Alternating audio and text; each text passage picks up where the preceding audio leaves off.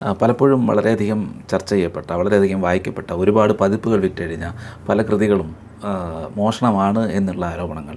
പക്ഷേ ഈ മോഷണമാണെന്നുള്ള ആരോപണങ്ങൾ അവിടെ നിൽക്കുകയും ഇത്രയും പതിപ്പുകൾ വിറ്റഴിഞ്ഞ് ഒരുപാട് പേര് വായിച്ചു എന്നുള്ളതിൻ്റെ ആ ഒരു എന്താ പറയുക സപ്പോർട്ട് കൊണ്ട് ഇതിനെ മറികടക്കുകയും ചെയ്യുന്നൊരു സാഹചര്യം ഉണ്ടായിട്ടുണ്ട്.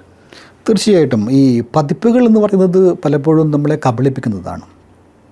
മുമ്പൊക്കെ പതിപ്പുകൾ ഉണ്ടാകുന്നത് ഇപ്പോൾ കൃത്യമായിട്ടുള്ള കോപ്പി അവർ പറയുമായിരുന്നു. ഇത്ര കോപ്പി അടിച്ച് ഒന്നാം പതിപ്പ്, അത് കഴിഞ്ഞിട്ടാണ് അടുത്ത പതിപ്പ് ഉണ്ടാവുക എന്ന് പറയുമായിരുന്നു. പക്ഷേ ഇന്ന് സംഭവം അങ്ങനെയല്ല.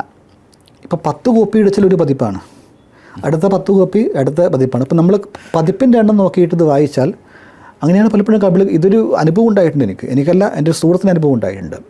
സുഭാഷ് ചന്ദ്രൻ്റെ ഒരു നോവല്, ആ നോവല് പുതിയ നോവലാണ്. ആ നോവല് അടുക്കി വെച്ചിരിക്കുന്നു വിൽപ്പനയ്ക്ക് വേണ്ടിയിട്ട്. അപ്പോൾ അടുക്കി വെച്ചപ്പോൾ അദ്ദേഹം വെറുതെ ഒന്ന് തുറന്നു നോക്കിയപ്പോൾ ഒന്നാമത്തെ കെട്ടിൽ ഒന്നാമത്തെ പതിപ്പ്, രണ്ടാമത്തെ കെട്ടിൽ രണ്ടാമത്തെ, ഇതൊക്കെ ആദ്യമായിട്ട് ഇറങ്ങുന്ന നോവലാണ്. ഫസ്റ്റ് അതിൻ്റെ ലോഞ്ച് നടന്നിട്ടേ ഉള്ളൂ. അപ്പോൾ ഓരോ കെട്ടും 1, 2, 3, 4 പതിപ്പുകളായിട്ടാണ് ഇറക്കിയിട്ടുള്ളത്. അപ്പോൾ ഒന്നാമത്തെ ഈ പറഞ്ഞ പബ്ലിഷിംഗ് തന്നെ 4ഉം 5ഉം പതിപ്പ് ഇറക്കി വെച്ചിരിക്കുന്നു. പൊതുവേ എന്താ ചെയ്യുക, നമ്മൾ പൊതുവേ ഒരു പതിപ്പ് ഇറങ്ങിയിട്ട് മുഴുവൻ പുസ്തകം വിറ്റുപോയിട്ടാണ് അടുത്ത പതിപ്പ് ഇറങ്ങുക. അപ്പോൾ ഈ കാര്യം ചൂണ്ടിക്കാട്ടിയിട്ട് അദ്ദേഹം ഫേസ്ബുക്കിൽ ഒരു കുറിപ്പ് കൊടുത്തു. ഇങ്ങനൊരു സംഭവിച്ചിട്ടുണ്ട്.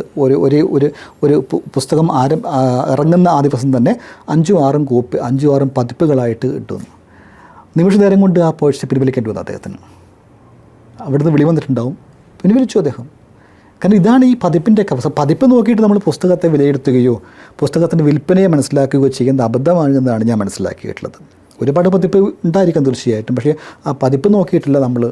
ഇപ്പോൾ അങ്ങനെയാണെങ്കിൽ നമ്മുടെ ഈ റാംകോ ആനന്ദി എന്ന് പറയുന്ന നോവൽ, അത് 3 ലക്ഷം പേരോ വായിച്ചു, 3 ലക്ഷം കോപ്പികൾ വിറ്റഴിഞ്ഞു. അതുകൊണ്ട് ആ പുസ്തകം മികച്ചതാണെന്ന അഭിപ്രായം നമുക്കാർക്കും കൊണ്ടോ? ഇല്ല. അല്ല, ആ പുസ്തകം മുന്നോട്ട് വെക്കുന്ന ആശയത്തോടോ അത് വായിക്കുന്ന ഈ സമൂഹത്തോടോ ഒന്നും എനിക്ക് പരാതിയില്ല. പക്ഷേ നമ്മുടെ വായനാ രീതിയിൽ, ഗൗരവമായ വായനാ രീതിയിൽ വരേണ്ട പുസ്തകമല്ല എന്നെൻ്റെ അഭിപ്രായമുള്ളത്.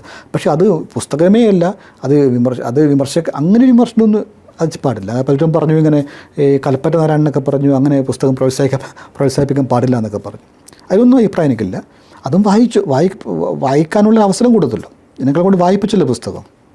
അതിന് നമുക്കൊരു മാർക്ക് കൊടുക്കണ്ടേ തീർച്ചയായിട്ടും. ആ പുസ്തകം എന്തു ആയിക്കൊള്ളട്ടെ, ഉള്ളടക്കം എന്തു ആയിക്കൊള്ളട്ടെ, എൻ്റെ അഭിരുചിക്ക് ഇഷ്ടപ്പെട്ടിട്ടില്ല, അതുകൊണ്ട് ഞാൻ അത് ഒഴിവാക്കുന്നു. പക്ഷേ അതുകൊണ്ട് ആരും വായിക്കാൻ പാടില്ല, അത് മോശമാണെന്ന് പറയാൻ നമുക്ക് പറ്റില്ലല്ലോ. സംഭവം പ്രത്യയശാസ്ത്രമായ പ്രശ്നമുണ്ട് നമുക്ക് പറയാം, ആശയപരമായി വിയോജിപ്പുണ്ട് നമുക്കറിയാം. അതാണ് സാഹിത്യ വിമർശനം. അല്ലാതെ എനിക്കിഷ്ടമല്ല അതുകൊണ്ട് ഞാൻ വിമർശിക്കുന്നു എന്ന് പറയുന്നതിൽ അത് സാഹിത്യ വിമർശനമല്ല.